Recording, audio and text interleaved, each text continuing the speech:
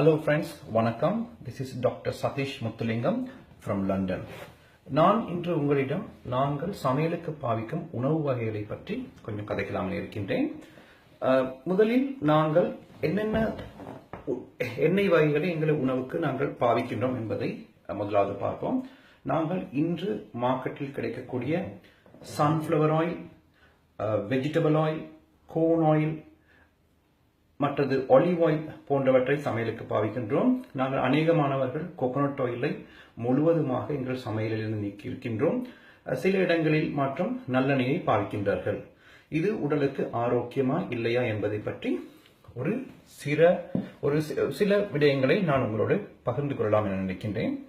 முதலில் நாங்கள் எங்களது பெற்றோர்கள், எங்கள் மூதாதையர்கள் எவ்வாறு சமைத்தார்கள், எவ்வாறு உணவு செய்தார்கள், எவ்வாறு அவர்கள் ஆரோக்கியமாக இருந்தார்கள் என்பதை நாங்கள் பார்க்க வேண்டும். பல்லாண்டு காலமாக எத்தனையோ ஆயிரம் வருடங்களுக்கு முன்னுக்கு இருந்து அவர்கள் பாவித்தது முழுவதுமே கோகோனட் ஆயிலும் நல்லெண்ணெய் மட்டும் தான். இப்போதுதான் கடந்த 20-30 வருடங்களாகத்தான் sunflower oil, corn oil, vegetable oil போன்றவை மார்க்கெட்டில் வந்திருக்கின்றன.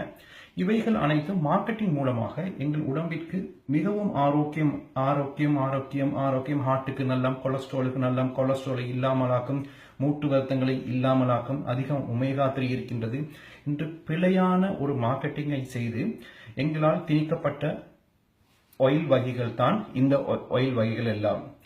இவைகள் மூலம் நாங்கள் தொடர்ந்து சாப்பிடுவதால் எங்களுக்கு என்ன நடக்கிறது?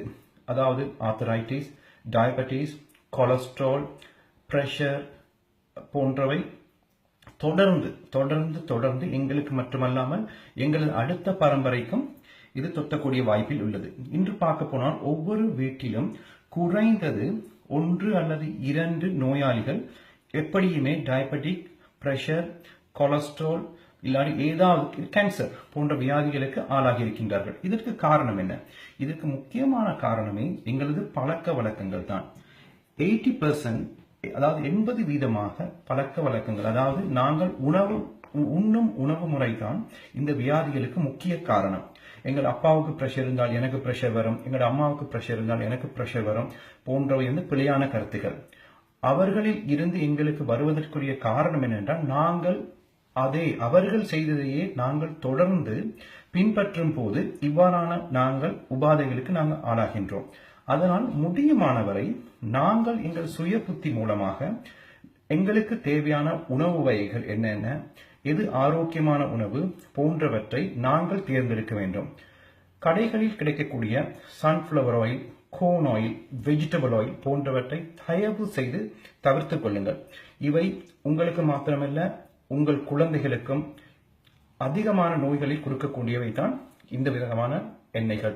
முடியுமானவரை செக்கில் ஆட்டிய தேங்காய் எண்ணெய், மற்றது நல்லெண்ணெய், செக்கில் ஆட்டிய நல்லெண்ணெய் போன்றவற்றை, அதாவது cold press coconut oil, virgin coconut oil போன்றவற்றை கிடைக்கக்கூடிய இலங்கை, இந்தியா, மலேசியா போன்ற கண்ட்ரிகள் எடுக்கக்கூடியதாக இருக்கும். அதே மாதிரி ஈரோப்பில் இருப்பவர்கள் கூட இவ்வாறான எண்ணெய்களை இலகுவாக உங்களுக்கு பெறக்கூடியதாக இருக்கும்.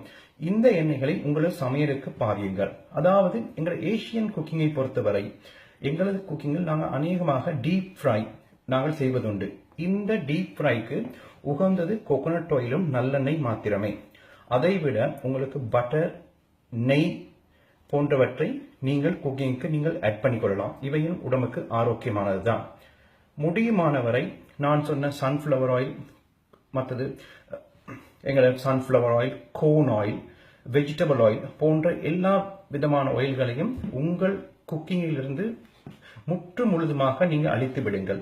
இதனால் உங்களுக்கு உங்கள் வாழ்க்கையில் ஒழுங்கான வியாதிகளற்ற நல்ல ஒரு குடும்பமாக நீங்கள் வாழ முடியும். அத்துடன் நீங்கள் அதாவது மருந்துகளுக்கு நீங்கள் செலவழிக்கும் பணத்தையும் விரயமாக்கும் பணத்தையும் நீங்கள் சேமித்துக் கொள்ளக்கூடியதாக இருக்கும்.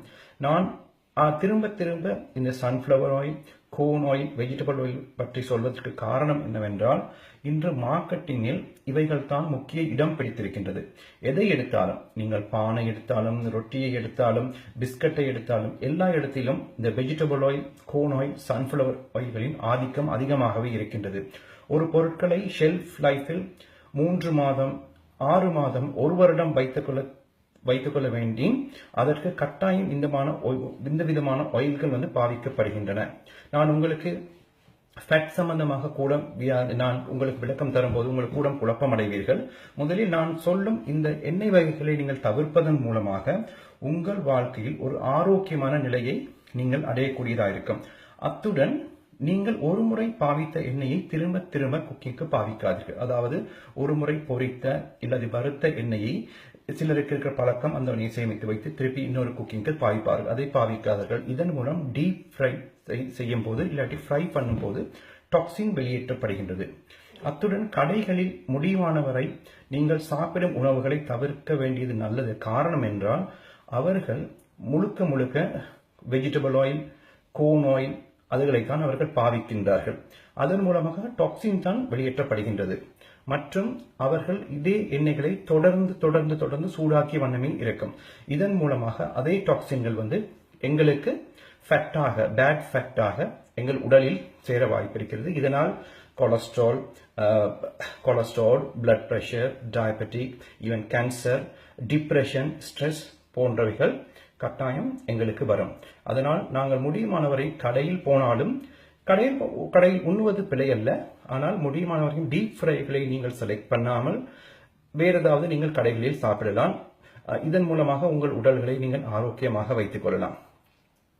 கட்டாயம் உங்களுக்கு பிடித்தமான உணவுகளை நீங்கள் சமைக்கும் போது இல்லாட்டி குடும்பத்துக்கு நீங்கள் சமைக்கும் போது கோகோனட் ஆயில் இல்லது நல்லெண்ணெய் மாத்திரம் நீங்கள் பாய்ப்பது உடலுக்கு ஆரோக்கியமாக இருக்கும்.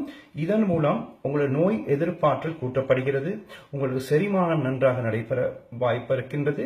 மற்றது கேஸ்ட்ரிக் ப்ராப்ளங்கள், கன்ஸ்டிபேஷன் போன்றவைகள் வந்து எளிதாக எங்கள் உடலில் இருந்து நீங்க வலியுறுத்தப்படுகின்றது. மற்றது ஸ்ட்ரெஸ், டிப்ரெஷன், வெளிநாடுகளில் இருக்கும் அநேக மாணவர்களுக்கு ஸ்ட்ரெஸ், டிப்ரெஷன் போன்றவை பழக்கப்பட்ட ஒரு வார்த்தையாக இருக்கும். இதில் இருந்தும் நீங்களை பாதுகாத்துக் கொள்ளலாம். Thank you very much. Thanks for listening. Thank you. இது போன்ற செய்திகளை உடனுக்குடன் அறிய டாப் நியூஸ் சேனலை சப்ஸ்கிரைப் செய்யுங்கள். நன்றி, வணக்கம்.